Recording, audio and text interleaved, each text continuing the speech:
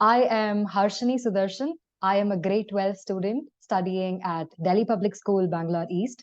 For those of you who are watching, at EDU TV, we are having a program where we conduct talks and interviews between students and university outreach heads in order to find out more about the colleges that we want to join in, and what these colleges and universities are offering to us.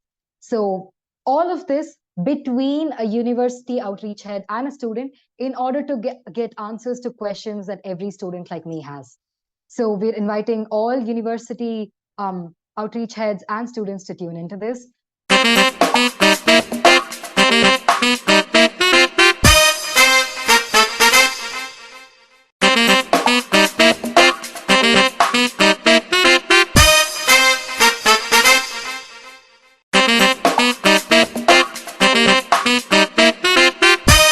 Right. Okay. So, Harshini, over to you. Thank you so much, Tanya ma'am. So hello, Mr. Shyam. Hi, Ashwini. As part of EDU TV, we are having an interview with you. For everybody watching, Mr. Shyam is the outreach head of Vidyashilp University, and I am Harshini Sudarshan, a student, grade 12 student of Delhi Public School, Bangalore East.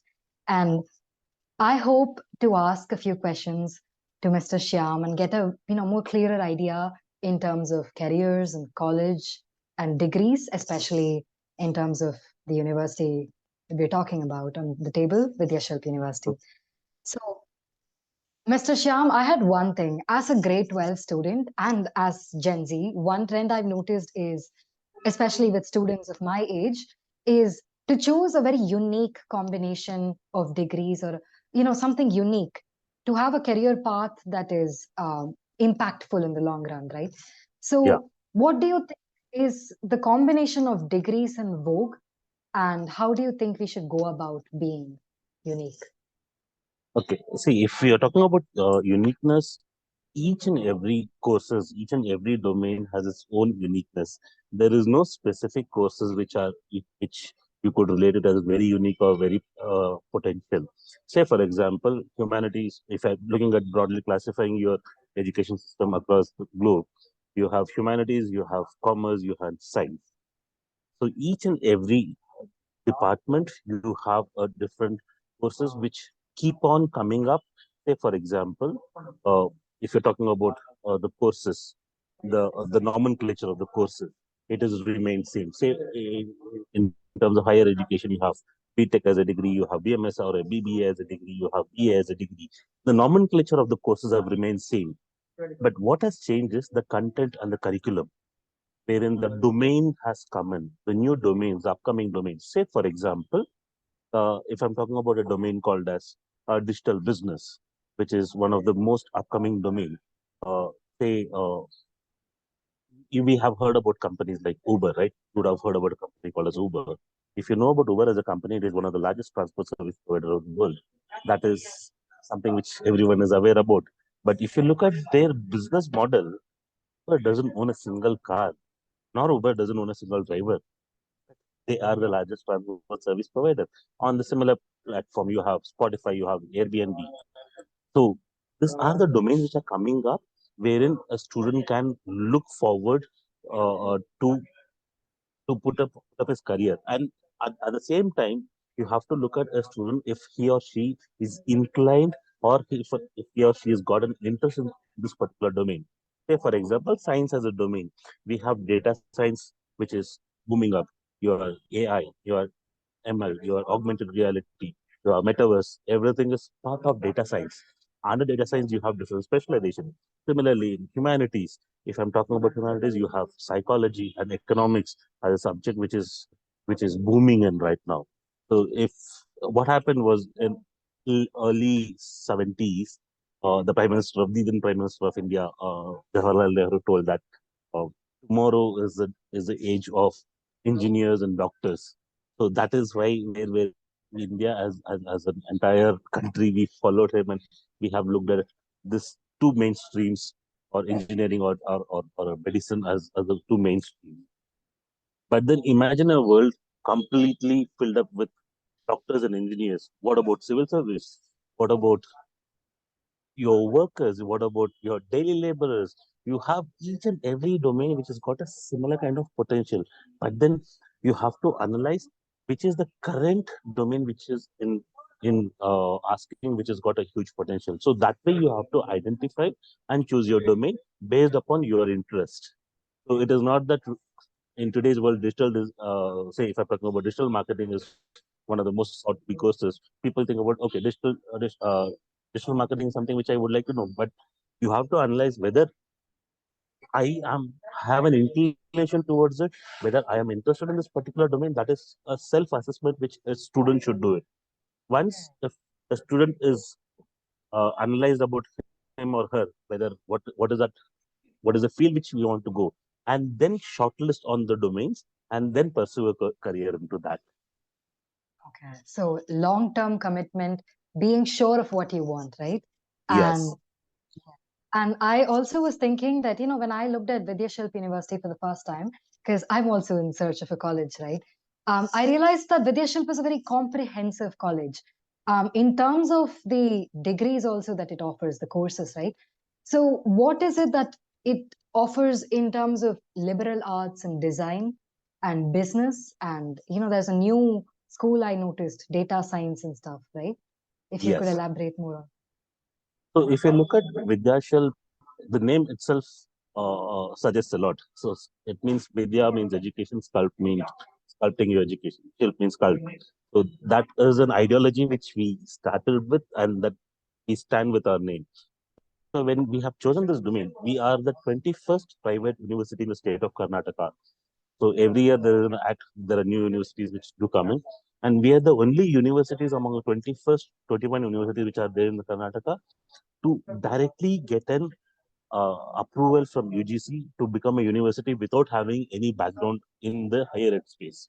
Yes, we have a strong base in schooling, but then in higher education space, we don't have any background. But then we were the first player or a first industry to get an approval directly for as a university.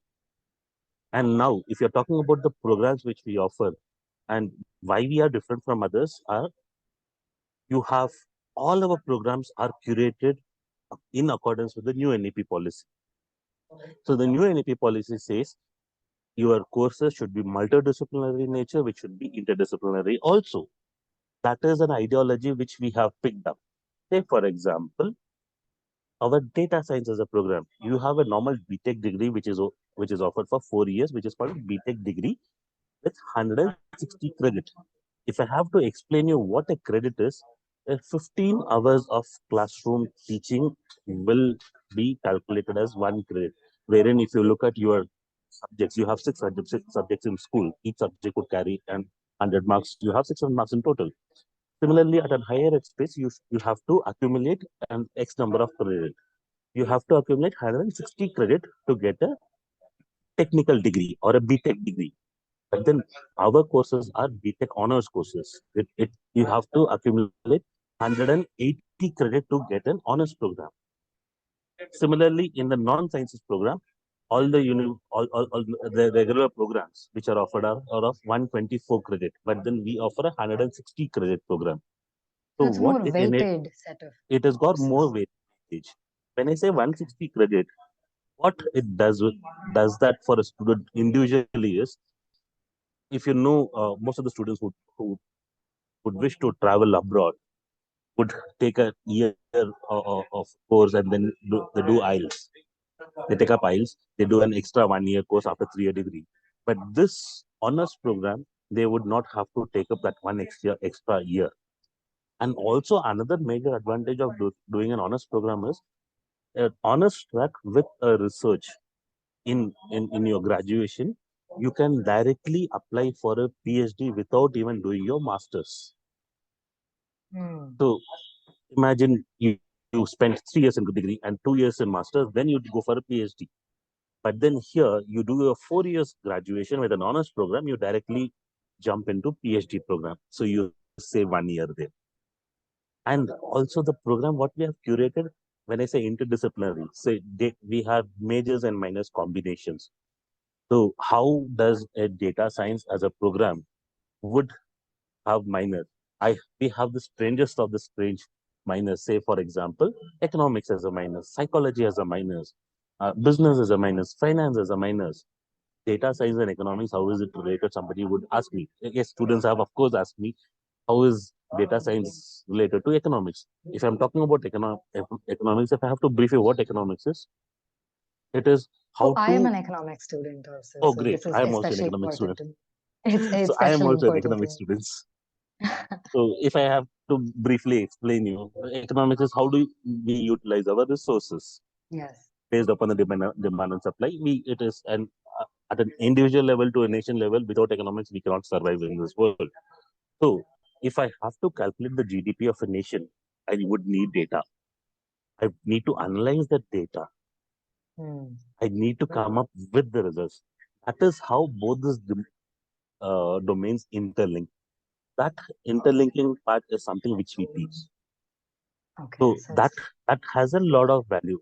And student is, if a student is not interested in any of the minors which we are offering, so a student has an option of picking up his or own subject in a gamut of subjects which we have. We have around 40 credits paper, out of which 23 credits can be picked up by students himself or herself, wherein a student might be interested in economics or psychology. You can pick up subjects and you can mix and match, and you can curate your own subjects as a minors. so freedom is with the student to pick what they want to chase, right? Yes. So that is a new APP policy all about. So you should have the liberty. It is not about we just teaching you. We also believe in experiential learning. When I say experiential learning, a student doesn't learn something only from the classroom. So if you visit, our way of teaching is not just based out of classroom or a normal setup. The students will probably sit under the tree or they are taken to the lawn. That is where we teach them. That is the kind of education which we believe in. So what it does is it gives a holistic knowledge and different approach towards education, different approach towards this which you have. That is the way which we have followed. Yeah. So just to, sort of sum it up, I think what I've learned from this is, as a student, now that I am again looking at all the minors and majors and the courses offered, so I have freedom to have a unique combination and therefore be ahead of others in the way, in terms of the knowledge I acquire and the time that I have to Yeah. finish these courses. So my last question to you is, the campus looks amazing. The website looks absolutely, interesting, makes me curious. My last question to you is, in terms of college experience, what does like experience at the college life wise, what does Okay. Vidyashilp offer, and placements after college? Okay. So this is the first cohort which we have started. Our first cohort, we have close to around 70 odd in our first batch. 2021 is when we started our first. So if I'm talking about placements, we don't have a track record of placements to show you to you because the first cohort will pass out after 4 years. And since me being from the placement background, I have around 17 years of experience in placements, in placing students. I would say I have worked for companies like Citibank or ABN AMRO, Sapient. I've been part of campus placement scheme there. Then I was working with an institute or a university for almost 9 years, placing over 2,000 students. And so what I have done here is we have already empaneled with a set of companies. A company like Capital Float, 314 Capital, or App. So we already have an agreement with this or a MOU with this companies, wherein for an internship, for a placement, for a project submission, for a capstone project, for everything we have an association. So all these things are in place. But if I have to show you a record, it can be only after 4 years. This is on the placements front. If I have to talk about what is the life like in VU, so when I say our program is interdisciplinary, it is experiential. What we have done is we have an extracurricular activity which is included in the curriculum. There is a 2 credit mandatory program where student can choose any of the extracurricular activities. Say, for example, we have an association with Dravid Padukone Academy of Sports Excellence. for all the sports enthusiasts. Or for a music lovers, we have Tak Academy of Music, or Bangalore School of Speech and Drama for theatre groups, and Bangalore Adventure Club, Embassy Riding School. So we have an association with experts in this particular field, where in a week we schedule a certain time during your class hours. You would have to go there and upskill yourself. So that is a two credit mandatory paper for each and everyone. It can be in the field of sports, it can be in the field of anything. So we have association for each and every student's interest. We have covered almost everything. So that is one thing which students can look forward for, which is going to be really a game changer for all the students. So this is something which is, if you look at it, it is extracurricular activities. Is in school also, if you look, you have one period which is allotted, you can play whatever you want. But then you, if you have an interest in music, you can go and upskill yourself. You can become a professional in that part. So that is the way which we are pushing. We are not only giving importance to your education, but also to your extracurricular. So some notable points that you put out there, right? So as a Yeah. college student, I can take time to, turn my hobby into something worthwhile, all the while doing the degree that I want to do, right? And placements also, I think you've mentioned that there is assurance, that Yes. we all have more opportunities and internships are being provided, right? So with that being said, for everybody who are, watching this, tuning in, um, one last time begs for one more question. Any advice to people like me on, what to do about admissions into Vidyashilp University? And Okay. what are the exams that we have to do? Okay. So there are 2 points of advice which I would like to tell. One, first, on an individual basis, as a student, I know you are at a very critical juncture of your life where the path which you choose will stay with you for your lifetime. So it is important for you to choose the path which you are interested. Yes, there would be a parental pressure. We live in a society which is always pointing fingers at. We have parental pressure, we have society pressure, we have relatives, which are the biggest pressure we have, and our friends. Probably, if you have a set of friends, one of your friend would be interested in taking up civil services, or probably somebody is interested in taking up BCom. So you, these are the things which are there. But then it is important for you to decide what is my area of interest. It can be as vague as taking up a courses like geology, or Mm. something into psychology. If I'm talking about, there's something called as cognitive psychology. People are not even aware there is a subject called as something cognitive psychology or archaeology. These are the courses which somebody might be interested, but then it is upon an individual to decide the path which he or she is supposed to choose, and Mm. fight for it with parents. That is one thing which, when I say fight, it is not literally Yeah, to a fight not with. be influenced or to fall for pressure around us.